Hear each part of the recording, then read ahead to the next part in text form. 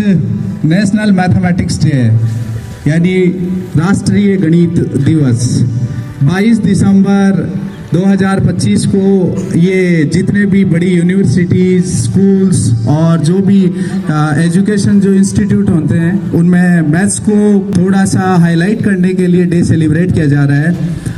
इस डे की शुरुआत जो श्रीनिवास रामानुज उनकी याद में मनाया जा रहा है। आज उनका वैसे बर्थडे डेट है।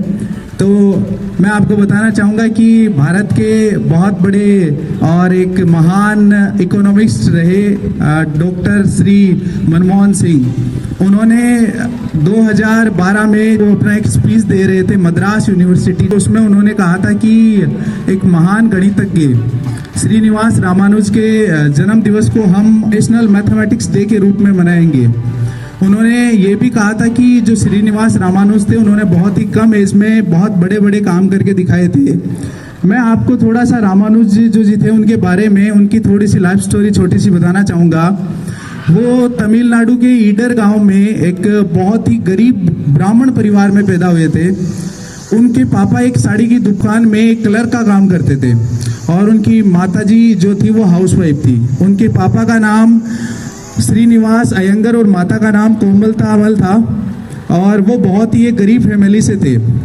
3 साल के जब वो हुए तब तक उनको बोलना नहीं आया था, तो उनके माता पिता को लगा कि हमारी संतान वो गूंगी पैदा हुई है, मतलब बोल नहीं सकती है।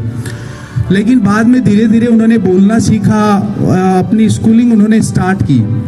स्कूलिंग में भी उनके साथ एक बहुत ही अजीब सा किस्सा हुआ कि क्लास 11th में जब वो थे तो मैथ्स को छोड़कर बाकी सब सब्जेक्ट में वो फेल हो गए और इस बात से उसके बाद उनको स्कूल वालों ने निकाल दिया। और उस टाइम में जैसे आज के टाइम में अपन लोगों को छात्रवृत्तियां मिलती है, जो अपने को स्कॉलरशिप्स मिलती है, उस टाइम में उनको सुब्रमण्यम नाम से एक छात्रवृत्ति मिलती थी जो बंद कर दी गई कि आप बाकी 5-6 सब्जेक्ट जो भी उन सब में फेल हो गए हैं और आप अपनी स्कूलिंग है वो यहाँ से अब नहीं कर पाएंगे।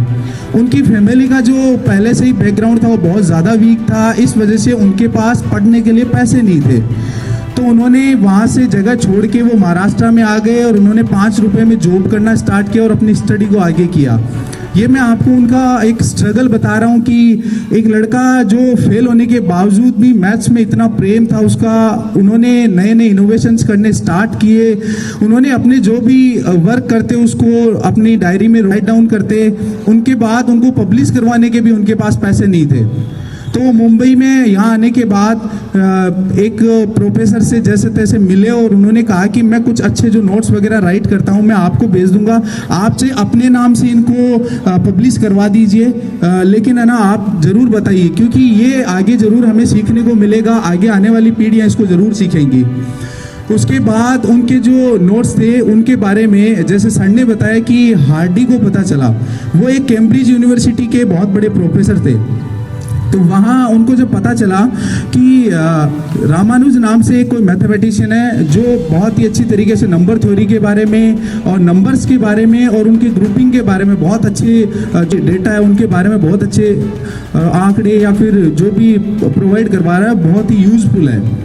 तो उन्होंने एक अपना लेटर भेजा और रामानुज को बुलाया, लेकिन रामानुज के पास किराया वगैरह कुछ था नहीं, तो उन्होंने वो जो लेटर आया उसको रिजेक्टेड कर दिया और वो नहीं गए। लेकिन बाद में फिर थोड़े साल बाद दोबारा उनको बुलाया गया और इस बार उनको साथ में पैसे भी भेजे गए लेटर में कि आपको आने का किराया भी भेज रहा हूँ, आपको यहाँ इंग्लैंड आना है और एक बार मेरे से मिलना है।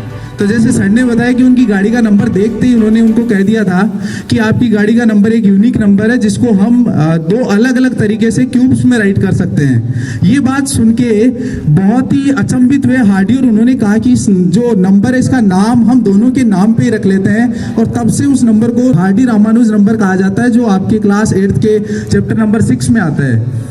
तो ये रामानुज की थोड़ी छोटी सी स्टोरी थी। देखो कई बार हम भी जब मैथ्स पढ़ा रहे होते हैं तो कुछ बच्चे डर के मारे ऐसे कह देते हैं कि सर मैथ्स तो बहुत हार्ड सब्जेक्ट है। मैं मैथ्स के बारे में एक बात कहूँगा कि मैथमेटिक्स कोई हार्ड नहीं है। देखो मैथमेटिक्स में 2 चीज़ें हो सकती है, पहला कि या तो आप गलती कर सकते हैं तो उसका एक नया आप परिणाम सीख जाएंगे, और दूसरा मैथ्स आपको ये ज़रूर सिखा देगी कि आपने जो पिछली गलती की है उसको इम्प्रूव करने का एक तरीका सिखा देती है। इसमें मैथ्स में आपको कुछ ना कुछ हर बार एक नया सीखने को मिलता है, और जब भी अपन कुछ सोल्व कर रहे होते हैं और उसमें अगर अपने आंसर आता है ना, तो एक अलग ही लेवल की खुशी होती है कि हमने इस क्वेश्चन का आंसर निकाल लिया है। और आपको पता है मैथ्स में कुछ भी ऐसे अज्यूम वाला नहीं है, जो होता है वो एकदम करेक्ट ही होता है। तो कोरोना के टाइम में जब कई बार ऐसे कहते थे कि मैथमेटिक्स वाले जो टीचर्स होते हैं उनके कोरोना नहीं होता है, क्योंकि वो पहले से ही मान लेते हैं कि जो सामने खड़ा है उसके ऑलरेडी कोरोना है, क्योंकि आपको पता है मैथ्स में मानना एक बहुत बड़ी बात होती है। और दूसरा एक और कहूँगा कि जब क्लास में कोई टीचर पढ़ा रहा होता है और वो कहता है कि बेटा आपको ट्रायंगल ड्रॉ करना है, तो बेटा कहता है कि सर मुझे ट्रायंगल ड्रॉ करते करते वो समोसा दिखने लग जाता है, इसलिए मेरे को वो समझ ही नहीं आता है कि मैं उसको ड्रॉ करूँ या खाऊं। तो ऐसा कुछ नहीं है, मैथमेटिक्स एक बहुत ही इंटरेस्टिंग सब्जेक्ट है। आप लोगों को उसमें पूरा रुचि इंटरेस्ट दिखाना चाहिए अपना, और जितना ज़्यादा हो सके आपको मैथ्स के जो पर्पज़ हैं, जो भी उनके थ्योरीज हैं, उनको रीड करना चाहिए। साथ में मैं ये भी कहूँगा, आपको जानकर बहुत खुशी होगी कि श्रीनिवास रामानुज की एक छोटी सी स्टोरी, जो 32 ईयर्स का ही उनका जो लाइफ टाइम ये स्टोरी था, उसके ऊपर भी एक बहुत बड़े हॉलीवुड स्टार रहे हैं रॉबर्ट कैम्बिंगल, उन्होंने एक उनके ऊपर बुक राइट की थी, the man who no infinity, यानी एक व्यक्ति जो अनंत जानता है।